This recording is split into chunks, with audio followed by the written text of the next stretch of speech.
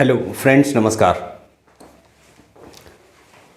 मित्रों। ये जो आप देख रहे हैं सामने जो चित्र है ये हम एनाटॉमी एंड फिजियोलॉजी स्टडी कर रहे हैं और उसका हमारा स्टडी करने का जो मेन मकसद है वो है CMSED एग्ज़ाम।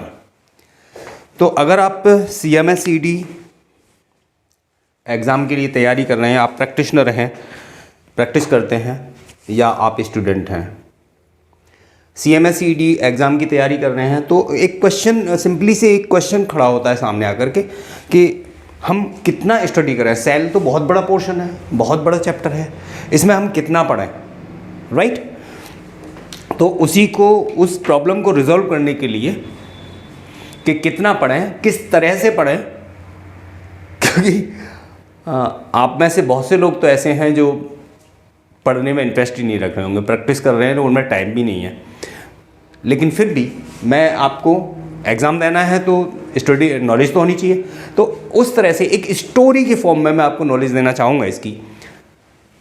और अभी तो नहीं, आप पहले सुनिए, पहले समझिए कि हाँ, ये जिस तरह से मैं इस सेल को, इस सेल होती क्या है और इसको डिस्कस करेंगे, तो अगर वो सब आपको समझ में आता है तो आपसे एक रिक्वेस्ट रहेगी, हम्बली रिक्वेस्ट रहेगी कि आप चैनल को सब्सक्राइब कर लें। आइए ज़्यादा देर नहीं लगाते हुए हम बात करते हैं कि सेल क्या है। सेल पहला क्वेश्चन आता है, सेल क्या है। तो सेल जो है लिविंग ऑर्गेनिज्म की, लिविंग ऑर्गेनिज्म जो लिविंग है, नॉन लिविंग, लिविंग दो तरह के होते हैं। तो जो लिविंग बीइंग्स हैं या लिविंग ऑर्गेनिज्म है, उनकी स्ट्रक्चरल एंड फंक्शनल यूनिट होती है, फंक्शनिंग यूनिट होती है। स्ट्रक्चरल एंड फंक्शनिंग, स्ट्रक्चरल माने एनाटॉमी, फंक्शनिंग माने फिजियोलॉजी। तो इसमें दोनों ही काम होते हैं, स्ट्रक्चर भी देती है ये, फंक्शन भी ऑपरेट करती है। तो देखिए, सेल बहुत सी सेल ग्रुप करके टिश्यू बनाती हैं, टिश्यूज़ ग्रुप करके ऑर्गन बनाती हैं, ऑर्गन ग्रुप करके बॉडी बनाती हैं। इतनी कहानी तो ये बॉडी के बनने की स्टोरी होगी। अब अगर हम एक एक करके देखें कि ये सेल होती क्या है, पहले तो ये हमारी समझ में आ गया, structural and functioning unit of the living beings होती है। सेल जो है structural and functional unit of the living beings होती है। तो अब इसमें हम इसके जो सेल होती कैसी है, किन किन चीज़ों से मिलकर के सेल बनी होती है। तो सेल बनी होती है, पहले एक रफली व्यू ले लेते हैं। सेल जो बनी होती है वो यहाँ पे 12 पॉइंट मैंने लिखे हुए हैं, तो इसका मतलब ये इसमें इंक्लूड कर लें तो 13 हो जाएंगे या 14 हो जाएंगे। इन सबको मिलाकर के सेल बनी होती है। रफली एक तरफ से हम एक एक करके देख लेते हैं। सेल का जो पहला इंग्रेडिएंट होता है, यानी कि हमारा घर बना, और घर का कैसे बना, उसमें कमरे होंगे, आंगन होगा, छोटे छोटे कमरे होंगे, लैट्रिन, बाथरूम, ये सब होंगे। उसी तरह से सेल के अंदर भी कुछ होता है। ऐसे क्या होता है, पहला तो उसकी दीवारी होगी जिसे प्लाज्मा मेम्ब्रेन कहते हैं। दूसरा उसमें माइटोकॉन्ड्रिया होगा जो उसके अंदर भोजन बनाने का काम होगा, यानी किचन, घर में। कंपेराइज करके चल रहा हूँ, समझ में आता है तो ठीक है। माइटोकॉन्ड्रिया होगा। अब ये माइटोकॉन्ड्रिया में जो एनर्जी बनी, जो भी कुछ बना है, उसे ले जाने लाने के लिए एक गोल्जी ब्लैडर होगा, खानसामा जिसे बोलते हैं ठीक है। और गोल्जी ब्लैडर अपनी एनर्जी को इधर उधर ट्रांसफ़र करेगा पूरे में। उसके बाद जो मैक्सिमम पोर्शन होता है इसका, वो वैकल्स होता है। फिर वैकल्स के बाद में नंबर 5 पे आता है सेंट्रोसोम, सेंट्रोसोम के बाद में नंबर 6 पे आता है इंडोप्लाज्मिक रेटिकुलम। ये दो तरह का होता है, स्मूथ एंड रफ। उसके बाद राइबोसोम्स, और राइबोसोम्स के बाद में फिर आता है लाइसोसोम। लाइसोसोम के बाद में फिर आता है न्यूक्लियस, और न्यूक्लियस के बाद में न्यूक्लियस और न्यूक्लियोप्लाज्म, और न्यूक्लियोप्लाज्म के बाद में फिर आता है साइटोप्लाज्म, और साइटोप्लाज्म के बाद में आता है फैबुला एंड सीलिया। इस तरह से इन चीज़ों से मिल करके हमारी सेल बनी होती है। इसका मतलब कौन कौन सी चीज़ें होती हैं, ये सारी चीज़ें जो मैंने अभी बनाई हैं, तो इसका मतलब एनाटॉमी हमने पढ़ ली। अब एनाटॉमी में ये जो चीज़ों के नाम गिनाए हैं वो दिखने में कैसी हैं, तो ये इनके स्ट्रक्चर आ गए। इट मीन्स ये एनाटॉमी होगी इसकी। एनाटॉमी के बाद में फिर आता है इनका फिजियोलॉजी के ये सब करते क्या हैं। तो एक एक करके हम देख लेते हैं सब क्या करते हैं, कैसे करते हैं और उसका क्या क्या बेनिफिट इसमें होता है। Okay friends I request you, अगर आपको कोई भी कहीं भी किसी तरह की कोई प्रॉब्लम है तो आप कमेंट बॉक्स में जाकर के, जहाँ वीडियो देख रहे हैं उसके ठीक नीचे कमेंट बॉक्स है, वहाँ पर आप मुझे कमेंट करके अपना सजेशन दे सकते हैं। I appreciate, I always request you and I will honour your comment. Okay, अब आइए चलिए एक एक करके देख लेते हैं, बहुत ज़्यादा लंबा समय नहीं लेंगे, पहले समझ लेते हैं। तो सबसे पहले शेल के बनने में प्लाज्मा मेम्ब्रेन होती है। प्लाज्मा मेम्ब्रेन किस चीज़ की बनी होती है? ये phospholipid with protein and sugar की बनी होती है। Plasma membrane phospholipid with protein and sugar की बनी होती है। इसका ये परमेबल होती है, यानी आर पार इसके आर पार जैसा आ सकते हैं। प्रोटीन की बनी होती है, यानी ये प्रोटीन ही होते हैं। अच्छा, इसका काम क्या है? ये सुरक्षा प्रदान करती है इस सेल के अंदर के ऑर्गेनल्स को और आकार प्रदान करती है। सेल का एक आकार इसकी वजह से ही होता है। तो ये आउटर आकार हो, बाहरी आकार हो गया। सेल का बाहरी आकार जो होता है वो इसकी वजह से होता है। दूसरा पॉइंट आता है इसका, जब मेम्ब्रेन की बात, तो फिर मेम्ब्रेन के थोड़ा अंदर चलते हैं। अंदर चल करके हमें क्या मिलेगा? पहला माइटोकॉन्ड्रिया।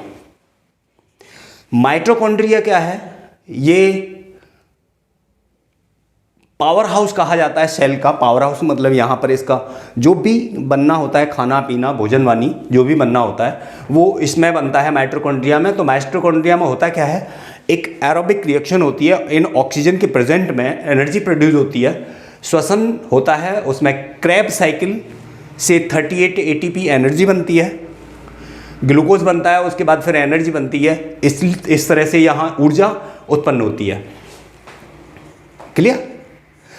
जब ये ऊर्जा उत्पन्न हो गई यहाँ पे, तो चूंकि इसकी वजह से माइटोकॉन्ड्रिया को power house of the cell कहा जाता है। इस एनर्जी को ले जाने के लिए अलग अलग पार्ट्स में, अलग अलग जगह पर, बिकॉज ह्यूमन बॉडी सेल्स की बनी हुई है, तो अगर मैं जीभ से बोल रहा हूँ तो जीभ में भी सेल हैं और ये चूँकि ज़्यादा मूवमेंट कर रही है इसलिए यहाँ की एनर्जी कम होगी। तो यहाँ की एनर्जी कम होने पर यहाँ के लिए एनर्जी को सप्लाई करने के लिए कोई तो होगा जो दूसरी जगह से एनर्जी यहाँ तक ला सके। जो दूसरी सेल्स में जो एनर्जी बन रही है वहाँ पे वो यूज़ नहीं हो रही है, तो यूजेबल जगह तक ला सके, तो वो होता है गोल्जी एपरेटस या गोल्जी बॉडी। राइट? एनर्जी को ट्रांसपोर्ट करने के लिए या प्रोटीन्स या न्यूट्रिएंट्स को ट्रांसपोर्ट करने के लिए गोल्जी बॉडी, इसमें एक एपरेटस होता है। Golgi body apparatus, Golgi apparatus या गोल्जी बॉडी बोलते हैं उसे, और वो दिखने में इस तरह का होता है। ये इसका एनाटॉमी होता है। फंक्शन इसका हो गया ट्रांसपोर्ट द एनर्जी। राइट? ठीक, नेक्स्ट चलते हैं नंबर 4 पे, वैक्यूल्स। वैक्यूल्स स्ट्रक्चर इस तरह का नॉर्मली ये पानी का स्टोरेज होता है, मतलब मैक्सिमम पानी, मैक्सिमम वाटर स्टोरेज इस वैक्यूल्स में ही होता है। राइट? चलिए नंबर 5 पे हम पहुंचते हैं, सेंट्रोसोम। सेंट्रोसोम एनाटॉमी तो ये हो गई इस तरह के बने हुए होते हैं सेंट्रोसोम। सेंट्रोसोम सेल डिवीजन का काम करते हैं। कोशिका विभाजन इन्हीं की वजह से होता है। अगर ये सेल में नहीं है तो सेल का कोशिका विभाजन नहीं होगा, यानी पुनः निर्माण, सेल एक सेल से दूसरी सेल बनना, ये सेंट्रोसोम की वजह से ही पॉसिबल है। सबसे ज़्यादा सेल डिवीजन हमारे लीवर में होता है। लीवर में सबसे ज़्यादा सेल डिवीजन होता है, इसलिए लीवर की कोशिकाएं बहुत जल्दी, अगर किसी वजह से, किसी कारण की वजह से वो बीमार हो गई हैं, वहाँ पर कोई विकृति पैदा हो गई है, अगर हम उस कारण को हटा दें तो वहाँ पे उसकी रिकवरी बहुत जल्दी हो जाती है। और सबसे कम सेल डिवीजन हमारे ब्रेन में होता है, यानी वहाँ सेंट्रोसोम बहुत कम होते हैं। इसलिए सेल सर में लगी हुई चोट, ब्रेन में लगी हुई चोट दोबारा से रिकवर नहीं हो पाती है। ये तो रहा आपका नंबर 5। नंबर 6 पे चलते हैं, एंडोप्लाज्मिक रेटिकुलम। एंडोप्लाज्मिक रेटिकुलम ये आंतरिक रचना, एंडोप्लाज्मिक रेटिकुलम ये सेल की अंदर वाली रचना। ये एनाटॉमी आपको दिखाई दे रही है, इसके निर्माण दिखाई दे रहा है। ये सेल के ऊपर, ये सॉरी न्यूक्लियस के ऊपर इस तरह का स्ट्रक्चर बना होता है, जिसकी वजह से इसका आंतरिक संरचना बनी होती है, अंदर का रचना बनी होती है, अंदर का साइज बना होता है। तो स्मूथ एंडोप्लाज्मिक रेटिकुलम में निर्माण होता है वसा का। लिपिड और स्टेरॉयड हार्मोन्स बनते हैं। लिपिड मीन्स वसा, फैट। और रफ एंडोप्लाज्मिक रेटिकुलम में निर्माण होता है प्रोटीन का। ठीक है, rough RER, rough endoplasmic reticulum में निर्माण होता है प्रोटीन का। ये जो न्यूक्लियस के ऊपर जो रचना बनी हुई है एंडोप्लाज्मिक रेटिकुलम, इसके ऊपर पर अगर राइबोसोम्स आकर के चिपक जाते हैं, ये राइबोसोम्स यहाँ पर भी हैं और ये राइबोसोम्स यहाँ पर भी हैं, ये राइबोसोम्स आकर के इस पर चिपक जाते हैं तो ये प्रोटीन बनाते हैं। तो राइबोसोम का जो काम होता है, राइबोसोम RNA और प्रोटीन के सिंथेसाइज होते हैं और इसका काम होता है प्रोटीन को निर्माण करना। इसीलिए राइबोसोम्स को प्रोटीन की फैक्ट्री कहा जाता है। इसीलिए रफ एंडोप्लाज्मिक रेटिकुलम में प्रोटीन का निर्माण होता है because of the ribosome. Ribosome के बाद बात आती है लाइसोसोम की। लाइसोसोम हाइड्रोलिटिक एंजाइम पैदा करते हैं।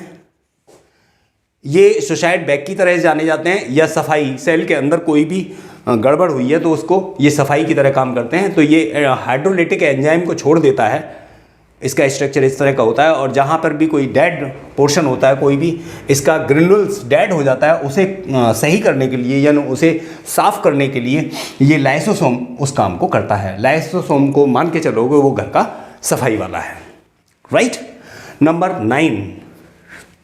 नंबर 9 पे आते हैं तो न्यूक्लियस ब्रेन होता है सेल का, या इसे हम कहेंगे ये कंट्रोलर होता है पूरी सेल का। और DNA यानी जेनेटिक जो मटेरियल होता है, जो एक पीढ़ी से दूसरी पीढ़ी में गुण जाते हैं, जैसे हम जेनेटिक मटेरियल कहते हैं, वो जेनेटिक मटेरियल इस न्यूक्लियस में ही होता है। RBC जो होते हैं या एरिथ्रोसाइटिक सेल्स जो होते हैं ह्यूमन में, उसमें न्यूक्लियस नहीं होता है। ये बात ध्यान रखने वाली है। इसके बाद इसके न्यूक्लियस के अंदर ही एक लिक्विड भरा होता है जिसे हम न्यूक्लियोप्लाज्म कहते हैं। और इसमें एक शैटिल सा छोटा सा स्ट्रक्चर होता है जो न्यूक्लियस की तरह ही होता है बट छोटा होता है, जिसे न्यूक्लियोलस कहते हैं।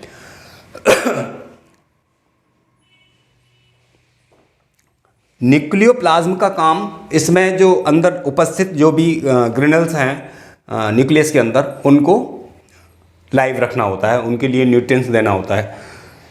उसके बाद नेक्स्ट हम 12 पे जाते हैं तो यहाँ पे साइटोप्लाज्म होता है। साइटोप्लाज्म भी एक लिक्विड ही होता है जो सेल के अंदर भरा होता है। सेल के अंदर और न्यूक्लियस के अंदर भरा हुआ, सेल के अंदर भरा हुआ लिक्विड साइटोप्लाज्म कहते हैं, और न्यूक्लियस के अंदर भरे हुए लिक्विड को हम न्यूक्लियोप्लाज्म कहते हैं। इन दोनों को अगर एक साथ हम कहें तो उसे प्रोटोप्लाज्म कहते हैं, जीव द्रव्य। तो प्रोटोप्लाज्म इन दोनों के कलेक्शन को ही कहा जाता है। दोनों को एक साथ बोलते हैं तो हम प्रोटोप्लाज्म बोलेंगे, अलग अलग बोलते हैं तो न्यूक्लियस के अंदर भरे हुए द्रव को न्यूक्लियोप्लाज्म कहेंगे, और सेल यानी सेल के अंदर भरे हुए द्रव को हम साइटोप्लाज्म कहेंगे। देखिए सेल की स्टडी, सेल का जो बायोलॉजिकल नेम है वो है साइटो।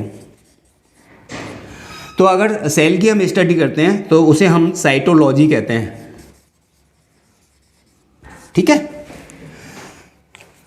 बायोलॉजिकल नेम, सेल का बायोलॉजिकल नेम साइटो होता है और इसकी जो स्टडी हम कीजिए, अध्ययन करने को हम साइटोलॉजी कहते हैं। तो ये 12 पॉइंट हो गए। अब इतना ही था इसमें, और अगला रह गया फ्लैजेला एंड सीलिया। तो सेल के ऊपर एक हेयर लाइक स्ट्रक्चर्स होते हैं, हेयर लाइक थ्रेड्स होते हैं, धागे से निकले होते हैं ऊपर।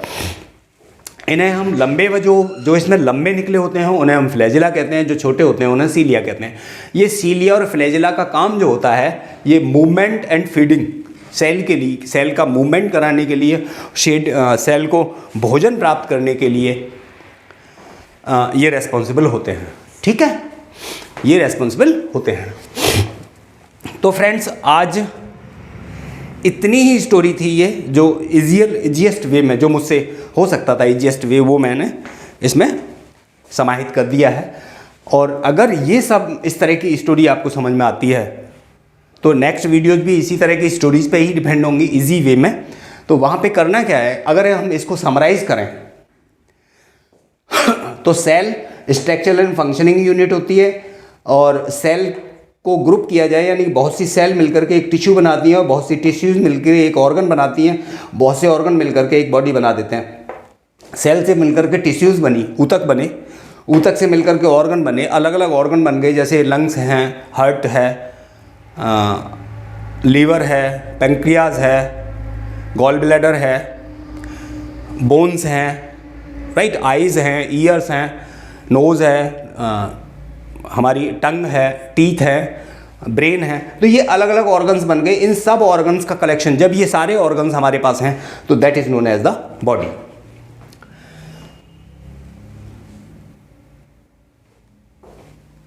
ऑर्गन्स के कलेक्शन को हम अलग अलग सिस्टम्स में भी डिवाइड कर देते हैं, तो सिस्टम कहते हैं उसे, उनकी हम स्टडी अलग से करेंगे।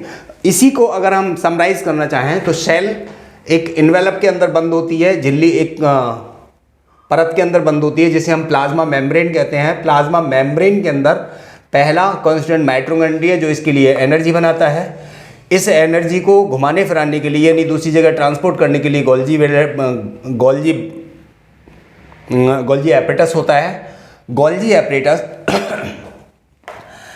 वैक्यूलस नाम के एक वाटर रिच जो पोर्शन होता है उसमें होता है, और उसके बाद आप सेंट्रोसोम आता है। सेंट्रोसोम सेल डिवीजन का काम करता है। ER एंडोप्लाज्मिक रेटिकुलम दो तरह का होता है, स्मूथ एंड रफ। तो स्मूथ एंडोप्लाज्मिक रेटिकुलम बसा बनाता है और रफ वाला प्रोटीन बनाता है। राइबोसोम जो होते हैं ये प्रोटीन फैक्ट्री कहे जाते हैं, प्रोटीन बनाते हैं। लाइसोसोम जो होते हैं ये सुसाइड बैग कहलाते हैं, सफाई का काम करते हैं। न्यूक्लियस इन सब का कमांडर होता है। That's the way. और इस तरह से ये जो इतनी बड़ी स्टोरी थी वो थोड़े से पोर्शन में सिमट कर रह जाती है और बड़ी अच्छी तरह समझ में भी आ जाती है। आप एक बार दो बार अगर वीडियो को देखेंगे तो आपकी समझ में क्लियर से आ जाएगा। तो फ्रेंड्स, अगर इस तरह की वीडियो आपकी समझ में आती है तो please subscribe my channel quick easily done, और यहाँ पर एक प्लेलिस्ट है CMS ED, वहाँ पर जाकर के आप इसे देख सकते हैं। Okay friends, thank you.